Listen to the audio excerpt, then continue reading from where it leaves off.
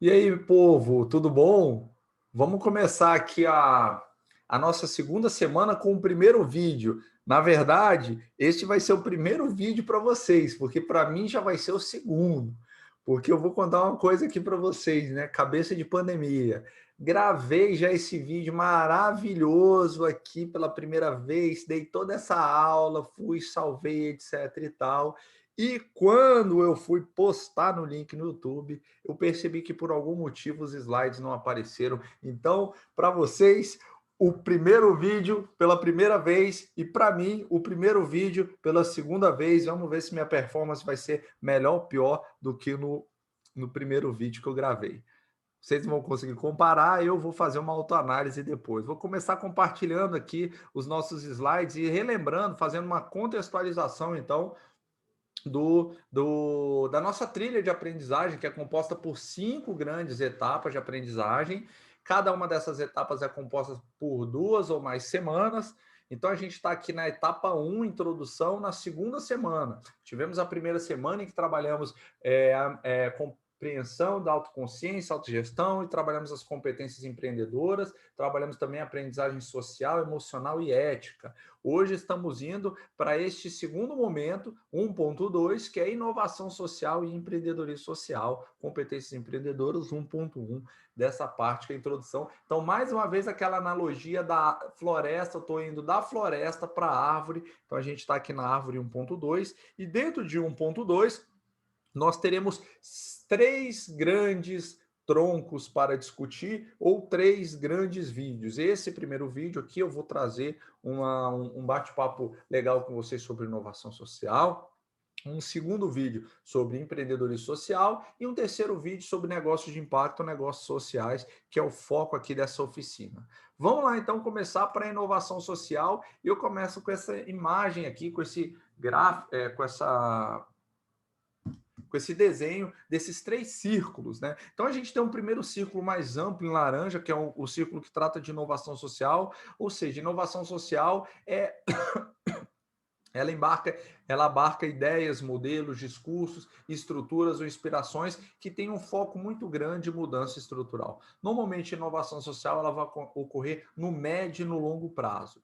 Dentro de todas as possibilidades de inovação social, a gente tem um grupo que é realizado pelos empreendedores sociais ou pelo empreendedorismo social, que é esse grupo azul. Aí a gente já está falando de organizações, projetos, iniciativas e movimentos que geram impacto social, né? E que podem promover inovação social, mas nem sempre, ok? Nem sempre, às vezes, a gente tem iniciativas de empreendedores sociais que não geram inovação social.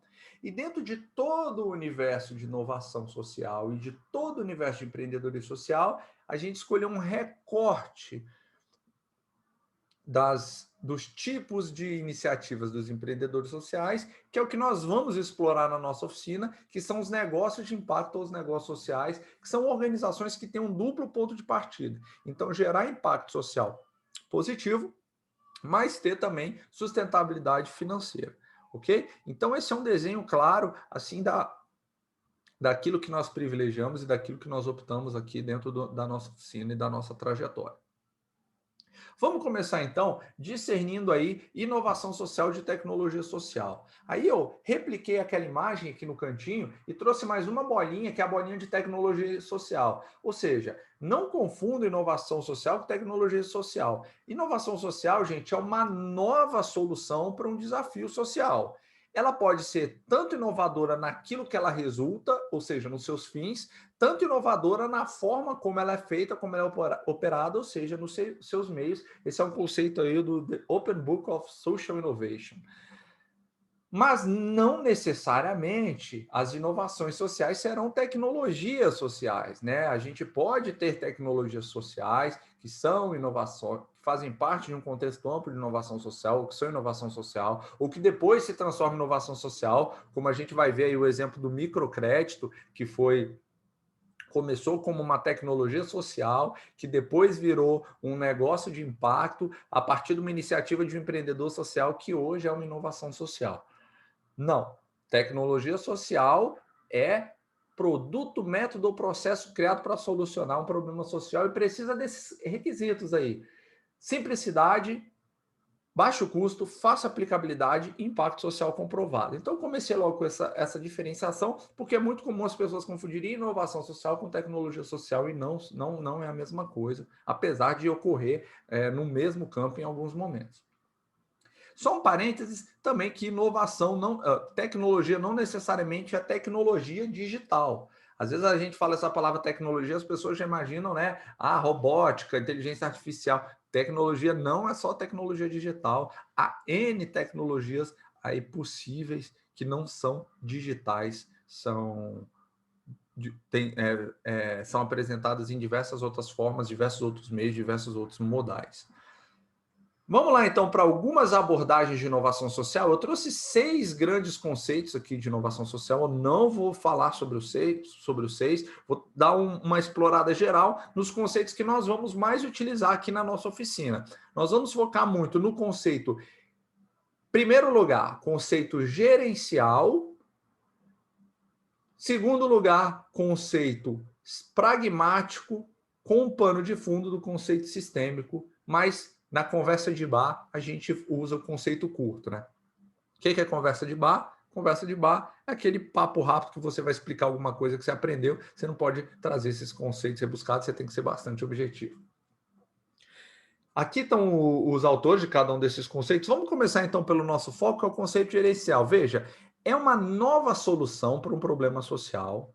Ou seja, a gente tem um problema social e traz uma nova solução para ele, que é mais eficaz, mais eficiente, mais sustentável e mais justa do que aquilo que já existia. E que gera um valor principalmente para a sociedade, em vez de indivíduos e organizações específicas. Então, quando a gente vai usar muito esse termo social aqui, né? Inovação social, empreendedorismo social, negócios sociais em alguns momentos. Quando a gente fala social, né, a gente não está falando naquele quesito de redes sociais, né? Naquele sentido, perdão, de redes sociais. Quando a gente fala, bom, até que sim, né? Mas o que eu quero, o que a gente quer falar e o que eu quero falar como social aqui no nosso curso? A gente quer falar de grupos de pessoas com características semelhantes, às vezes com características demográficas semelhantes, às vezes com necessidades ou desejos semelhantes. Esses grupos, eles vivem juntos ou separados em determinados territórios, determinadas regiões, mas têm algumas características semelhantes. Então, sempre a nossa abordagem social é essa: grupos de humanos com características semelhantes. Além disso, né, a gente tem a abordagem pragmática, né, ou seja, atividades e serviços inovadores que são motivados pelo objetivo de atender uma necessidade social, e eles vão ser desenvolvidos e difundidos por meio de organizações que têm esse fim social. E a abordagem sistêmica, eu gosto muito, né? Então, todos os cursos que eu faço, todas as oficinas, todas as palestras, né? Aliás, a minha formação, ela é muito baseada no olhar sistêmico da vida, né? Existe uma teoria chamada teoria de sistemas, do Ludwig von Bertalanffy. Na verdade, ele é um dos primeiros estudiosos dela. Depois ela foi se desenvolvendo, se desdobrando em vários ramos e vários estudiosos. Né? Tem um muito atual também, um livro muito bacana aí, chamado As Visões Sistêmicas da Vida, do Fritjof Capra, também, que trabalha muito a questão sistêmica, que entende que é uma lente de você interpretar a realidade, né? E entende a realidade como uma série de sistemas e ecossistemas. O sistema ele tem comportamento padrão, relações padrões, componentes padrões, e você passa a interpretar tudo a partir dessa ótica de sistemas, que é originário das ciências da vida. Enfim, eu recomendo muito esse tipo de estudo aí para quem tiver um tempinho maior, e eventualmente começando até pelo próprio livro do Capra, aí do Luigi, né, que é o coautor também dele. É um livro bastante interessante e faz um apanhado bem geral aí da evolução da ciência nos últimos 300, 400 anos aí. Bom, essas são as 3 principais abordagens que nós vamos utilizar. Não vou tocar muito na econômica crítica, mas estou deixando aqui esses conceitos para vocês saberem que eles existem, que eles são muito comuns. O principal benefício, né? Tá, mas o que a inovação social traz de importante, né? Ela gera valor para a sociedade. Então, eu vou pegar 2 elementos, valor e gerar. Quando eu falo valor, a gente não está explorando valor aqui num sentido econômico, num sentido contábil, num sentido financeiro. Valor é aquilo que é visto por pessoas como algo prioritário, como algo importante, como algo necessário, como algo querido, como algo buscado. E muitas vezes as pessoas despendem dinheiro para adquirir algo que para elas tem valor, né? Uh, por exemplo, para comprar um celular, o que as pessoas pagam é o valor que o celular gera para a vida delas, os benefícios que esse celular gera para a vida delas. A inovação social, ela gera valor social para as pessoas, melhorando a qualidade de vida das pessoas, diminuindo o sofrimento, diminuindo a injustiça, trazendo algum tipo de valor, então, para a sociedade em que ela é aplicada. Veja, ela gera, né? Gerar, quando a gente fala de gerar, é trazer algo novo, né? A geração traz algo novo. Então, ela gera valor para a sociedade que ela ocorre. Mas não só esse benefício, né? Ela tem outros 5 grandes grupos de benefícios que são gerados. Eu vou passar muito rapidamente sobre eles aqui, só para a gente ter um overview, né? A gente tem benefícios morais, que são gerados pela inovação social, financeiros, reputação, parcerias e outras formas de inovação, que são chances para inovação. Quando a gente tem inovação social, a gente também pode ter como benefício relações mais justas, também pode ter melhoria da qualidade de vida. Em alguns casos, a gente aumenta o acesso a bens e serviços que até então só eram acessíveis para determinados grupos da sociedade. A gente diminui as desigualdades sociais. O que é desigualdade social? É acesso, condições desiguais para seres humanos que vivem numa mesma sociedade. Não quero falar aqui que as pessoas são iguais. Não, mas as pessoas merecem oportunidades iguais, merecem condições, acessos iguais para tomarem as suas decisões e decidirem que caminhos elas vão percorrer. Quando as pessoas não têm as mesmas oportunidades, elas não têm condições de tomar as mesmas decisões que algumas outras pessoas tomam, né? Então, elas precisam ter a oportunidade. E quando a gente não oferece oportunidade, nós temos desigualdades sociais. Então, muitas vezes, a inovação social ela gera esse benefício, que é a diminuição das desigualdades sociais. Também ela pode gerar benefícios financeiros, ou seja, aumento de riqueza para a comunidade que ela ocorre, para o Estado, para a cidade, redução de custos de uma empresa, de uma organização que faz inovação social. E falando de empresa, né, muitas inovações sociais feitas pelas empresas acabam por gerar aumento de receitas e vendas, porque trazem para a empresa um novo olhar dos seus consumidores, daqueles que compram os seus produtos e serviços. Ela também pode aumentar a poupança e o investimento de comunidades, grupos e regiões, né? São outros benefícios. Além disso, reputação, e aí reputação tanto das empresas do segundo setor, quanto das organizações do segundo setor, né? Pode melhorar a imagem, pode aumentar o número de recomendações e indicações, aumento da vantagem competitiva, né? No caso do segundo setor, aumento da consciência de marca, no caso do primeiro setor, e por aí vai. Também ela gera possibilidades de parcerias, né? Porque como a inovação social, como a gente vai ver já já, ela ocorre a partir da colaboração intersetorial, ou seja, quando vários setores colaboram entre si, aí é uma probabilidade maior da inovação social ocorrer, a gente acaba gerando relações relações com perspectivas e abordagens mais amplas. Além disso, um outro benefício também são relações mais sustentáveis entre os atores envolvidos, porque as relações, elas não só são firmadas em interesses individuais, mas também em interesses coletivos. Então, você tem diferentes interesses que formam e sedimentam as relações, e aí você tem outros tipos, você tem relações às vezes, nem sempre mais sustentáveis. Você também tem uma satisfação maior daqueles que estão envolvidos. A gente sabe que qualquer tipo de trabalho que gere contribuição para outro ser humano, ele gera mais satisfação na pessoa que faz aquele trabalho. Existem N tipos de trabalho, todo trabalho é válido, todo trabalho merece ser bem feito, todo trabalho é importante para uma sociedade, mas há trabalhos que aumentam a satisfação daqueles que estão envolvidos e trabalhos vinculados à inovação social. São exemplos claros. Além disso, a inovação social, ela multiplica a inovação, né? Ela tem esse efeito multiplicador, podendo gerar novos mercados, novos produtos e serviços, novas formas de colaboração, novos modelos de negócio ou até de organização, novas políticas públicas e melhores processos.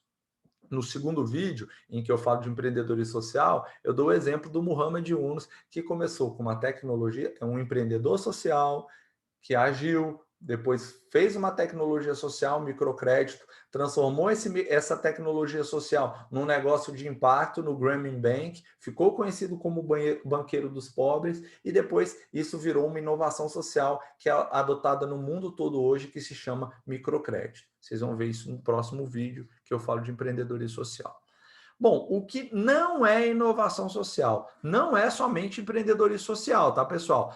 Lembra dos círculos? Apesar de que uma parte do que os empreendedores sociais fazem pode virar inovação social, nem tudo é inovação social, nem tudo que os empreendedores sociais fazem é inovação social, e nem toda inovação social é empreendedorismo social. Também não é melhoria e ou mudança somente, basicamente, né? Porque a inovação, ela sim requer mudança. Mudar é fazer algo diferente, mas a inovação, ela faz algo que é diferente, melhor e que as pessoas valorizam e querem, no nosso caso, que gera alguma contribuição social, né? Ela requer uma implementação de estratégia, é algo mais complexo, e complexo não é a mesma coisa que complicado. É algo mais complexo, enquanto a mudança é algo mais simples, a mudança e melhoria é algo mais simples, menos rebuscado. Também não é necessariamente criatividade e ou invenção. Criatividade, pessoal, sempre que falar em criatividade, a gente vai falar de pessoas. Criatividade é uma competência de originar novas ideias. Lembra lá do vídeo 3 da semana 1, que a gente trabalha as 15 competências empreendedoras na trilha empreendedora do DF? Uma das áreas de competência é ideias e oportunidades. Uma das competências é criatividade. Tem lá as microcompetências. Uma delas é capacidade de gerar ideias. Então, quando eu falo de criatividade, eu estou falando muito de pessoas. Com certeza, para gerar inovação, seja a inovação tradicional quanto a inovação social, é muito importante que se tenha criatividade dos envolvidos. Mas não é isso que vai gerar inovação social somente. Inovação social é quando a gente faz essa transição do estado mental para a implementação no mundo concreto dessas ideias, criando produtos, serviços, processos que outras pessoas valorizam. No nosso caso, inovação social, criando produtos, processos, ideias, projetos, serviços que geram algum tipo de contribuição social, resolvam algum problema social de uma forma nova e melhor do que a anterior. Já a invenção está muito ligado aí com universidades, institutos de pesquisa, é um termo muito utilizado, né? A invenção da vacina tal foi realizada pelo laboratório da universidade tal. Esse termo é muito ligado, mas lembrando que a inovação social também pode sair das universidades. Aliás, eu vou compartilhar com vocês, junto com o e-mail que eu vou dar o link desses vídeos, um pequeno texto que eu fiz para o Jornal de Brasília, que traz alguns exemplos de inovação social ocorrendo em vários setores, inclusive nas universidades. Quando a gente pega os tipos de inovação social, a gente vai ter 4 grandes tipos. Então, a gente tem a incremental, que é aquela que vai se basear no que existe antes. Eu tenho algo, quando eu melhoro um aspecto desse algo, eu tenho uma inovação incremental. Quando eu melhoro um outro aspecto desse aspecto melhorado é incremental, e isso vai incrementando até sucessivamente. A gente tem também, os cachorros estão latindo aqui na aula, participando da aula, Lisbela e a Margot. Vamos ver se numa das aulas ao vivo eu mostro as duas para vocês. Incremental, a gente pode trazer o exemplo do celular, né, do smartphone. Os smartphones, eles surgiram lá como um objeto para fazer ligações, né? Hoje, a gente nem liga, nem quase não usa o smartphone para ligar, porque a gente usa para N outras coisas, foram incrementos que foram sendo acoplados a uma inovação inicial, que foi o telefone celular lá atrás. O telefone celular, ele foi uma inovação disruptiva, porque ele alterou um padrão de consumo, produção e distribuição. Então, as pessoas passaram a se comunicar sem precisar estar num ponto fixo. Essa foi uma inovação disruptiva. A chegada do telefone celular é uma inovação disruptiva. Quando eu vou acoplando num telefone celular várias funcionalidades, cada nova e melhor funcionalidade é uma inovação incremental. Já quando eu mudo completamente a forma de fazer ou pensar algo, eu tenho uma inovação radical, que foi quando, por exemplo, nós tivemos aí a mudança de como as pessoas se comunicavam, né? Então, a gente teve o momento em que a comunicação escrita foi criada e as pessoas passaram a registrar os sons e aquilo que elas pensavam num objeto físico. E isso é uma forma de se comunicar completamente radical, completamente nova. A gente tem isso como uma inovação radical da nossa história. Como a disruptiva é quando a gente alterou um padrão, então, de consumo, de produção, distribuição, no nosso exemplo do celular, e uma incrementar os elementos que foram surgindo aí no celular.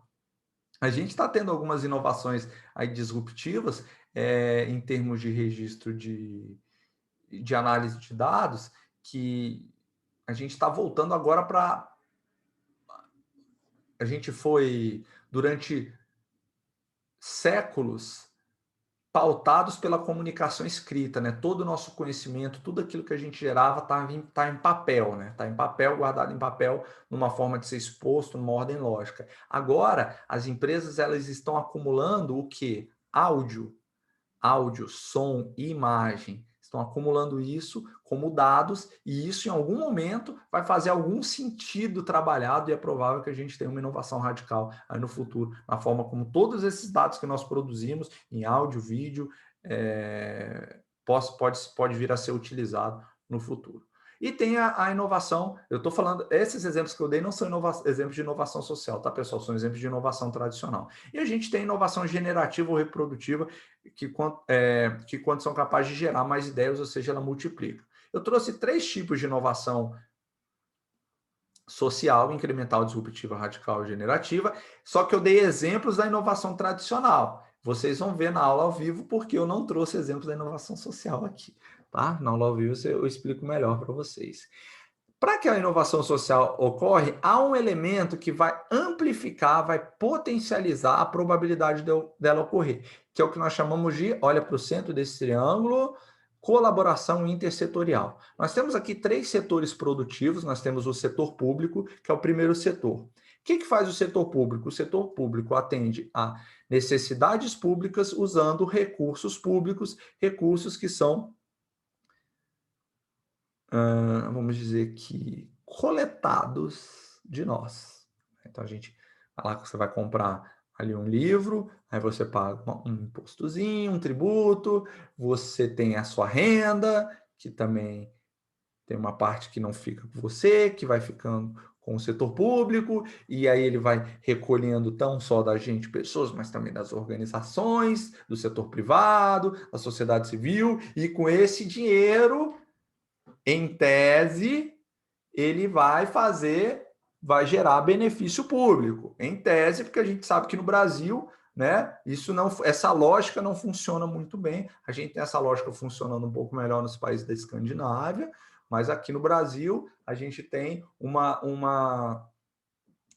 situação sui generis, que há um alto recolhimento, uma alta carga tributária, um alto recolhimento da população, só que o benefício, os bens públicos, os bens e serviços públicos não são adequadamente devolvidos. Esse dinheiro se perde na corrupção, na incompetência, no Estado pesado, etc. e tal. Mas isso não tem nada a ver com a nossa disciplina. Eu só estou chorando minhas pitangas de brasileiro aqui com vocês. Esse é o setor público, voltando para a disciplina. Tem também o setor privado, que é o quê? Atender a necessidades privadas por meio de recursos privados. Seguinte, o setor privado ele nasce a partir do desejo e da necessidade das pessoas. Então, desejo, necessidade, todos nós temos necessidade de tomar água. Já o desejo às vezes, a gente tem um desejo de tomar uma cerveja numa sexta-feira à noite. O setor público, ele não nos fornece água potável. Ele nos fornece água que não é potável. A gente não pode beber água da torneira no Brasil. Em alguns lugares, nem água tem. Em alguns lugares, nem saneamento tem. Aí o setor privado vai lá e faz o quê? Não, eu vou vender, tem um empreendedor que vai criar um filtro de barro, né? Um empreendedor rural ali que cria um filtro de barro. Aí tem um empreendedor da cidade que vai criar um filtro eletrônico. Tem um empreendedor que vai engarrafar água mineral e vai vender. Então, eles estão atendendo a necessidade das pessoas, que é de beber água.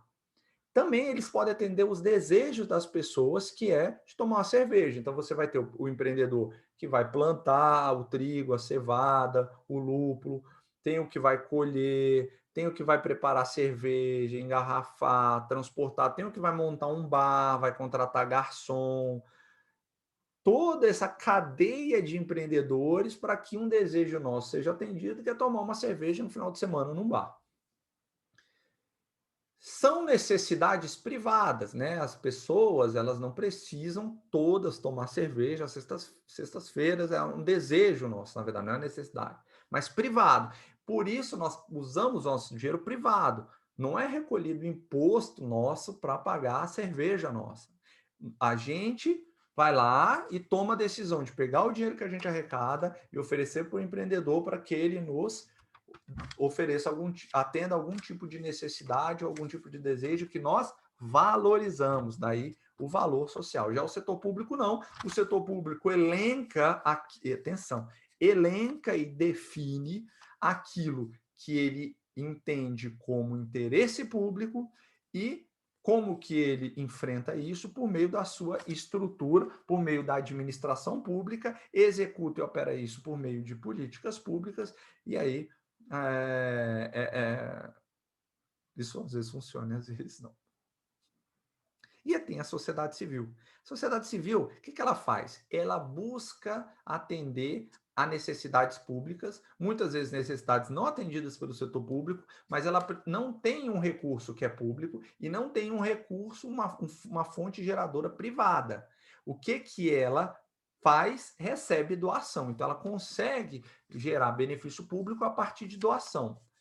Quando a gente tem essas três pontas, esses três setores, e esses setores existem tanto aqui no Brasil quanto lá no Reino Unido, que é de onde veio essa imagem adaptada da Universidade de Oxford, da Saïd Business School, que é uma das escolas de negócio de lá, tanto lá quanto aqui isso existe, e tanto lá quanto aqui também existem o quê? As organizações intersetoriais, ou seja, entre o setor público e o setor privado, nós vamos ter parcerias público-privadas, que muitas vezes o setor público contrata organizações privadas para atender necessidades que ele entende serem públicas. E aí, só que ele não consegue operar ou não quer operar, então ele contata uma organização privada. Estou falando de uma forma bem superficial, tá, pessoal? E aí ela vai lá e opera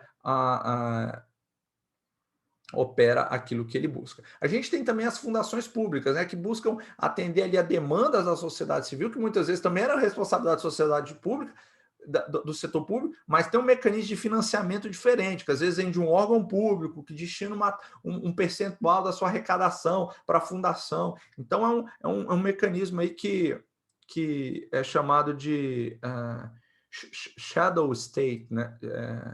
Shadow state, não sei qual a tradução correta aqui para o Brasil, mas que opera assim nesse meio termo. E temos os negócios de impacto, ou setor segundo com terceiro, setor 2,5. Vocês vão ouvir muito essa expressão, vocês podem pensar essa expressão, setor 2,5, os negócios de impacto. Por quê?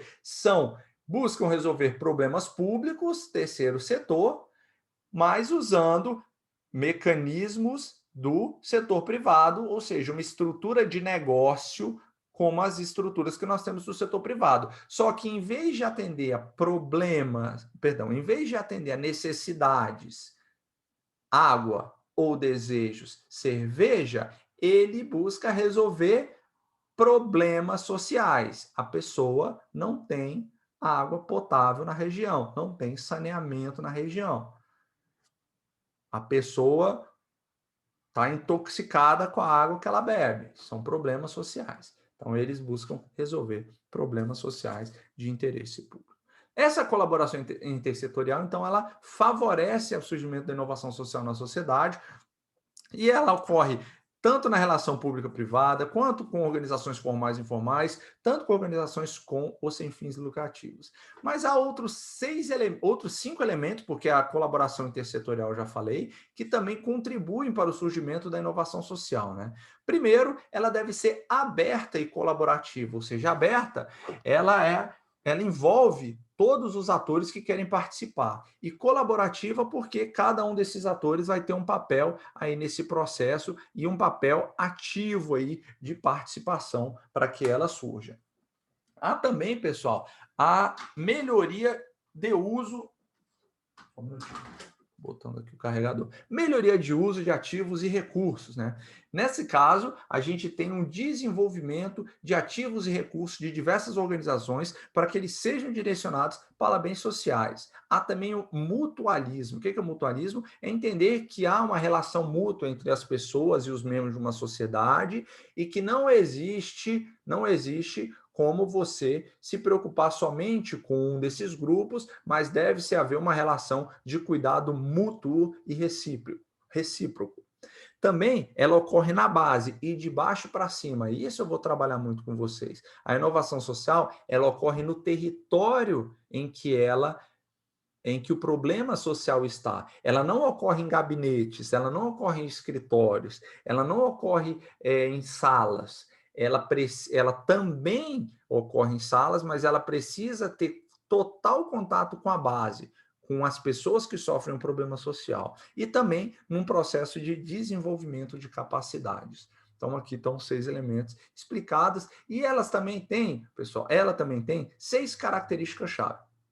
Ela é aberta, multidisciplinar, participativa, sob medida, orientada pela demanda e com integridade e propósito. Aberta significa que o conhecimento gerado não tem dono e é compartilhado.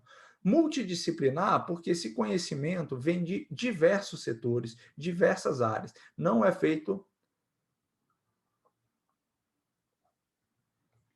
feita somente, por exemplo, na área social, mas é na relação da economia com a sociedade. Vocês viram essa discussão que houve no primeiro ciclo da pandemia, né? Ah, é para o quê? Salvar as pessoas ou cuidar da economia? Quando começou essa discussão, eu tenho até uma palestra, vocês olharem nesse canal meu aqui, tem até uma palestra, Diálogos para o Impacto, em que eu faço uma análise de como o empreendedorismo social e a inovação social poderiam enfrentar o Covid, né? Engraçado que na época só tinha foi em abril de 2020, na época só tinham 1.200 mortes no Brasil. Surreal, né? Mas enfim, vamos lá. E lá eu justamente faço essa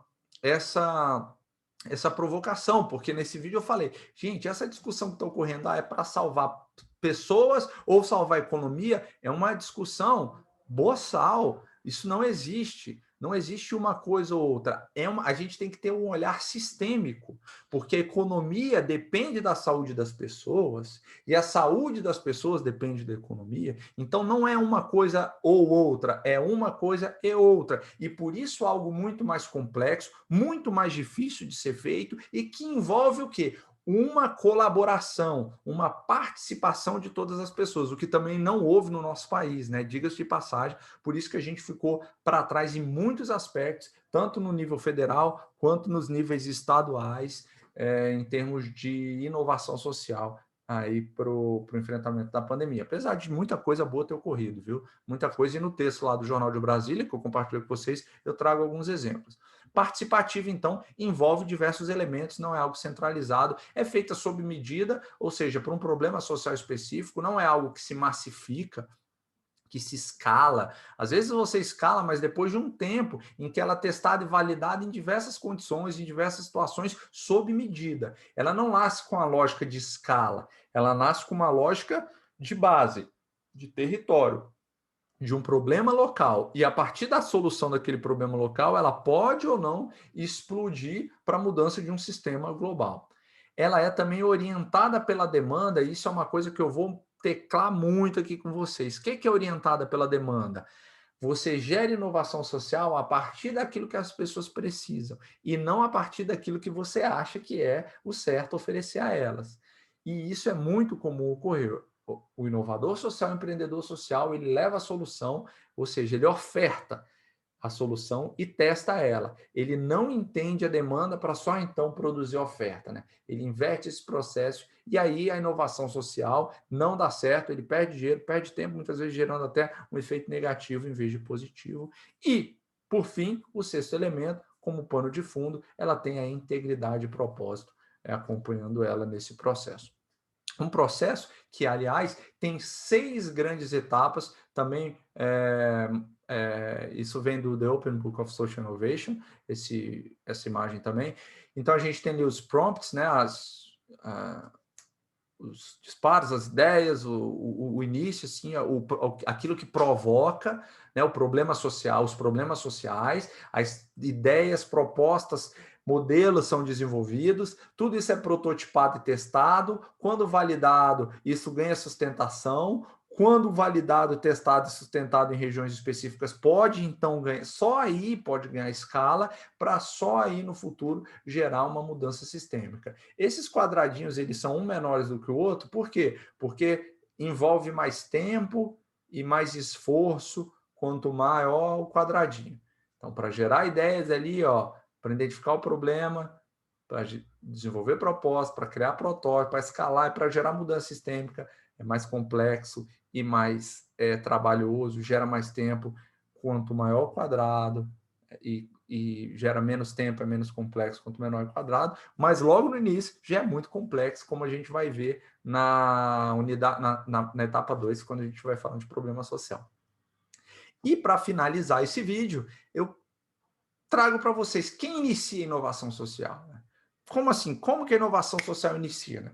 Ela pode se iniciar dentro das organizações, então das organizações públicas e privadas, ou do terceiro setor, movimentos organizados ou não na sociedade, né? Sei lá, pegar lá a Primavera Árabe, Black Lives Matter, e eu não estou nem fazendo juízo de valor se o movimento é certo, errado, expresso, não expresso. Não, estou falando que são movimentos organizados ou desorganizados que geraram algum tipo de mudança estrutural ou por meio de indivíduos empreendedores.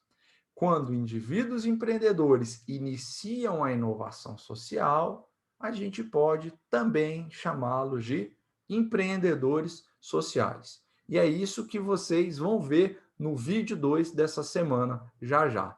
Tá bom, gente? Um abraço e até o próximo vídeo.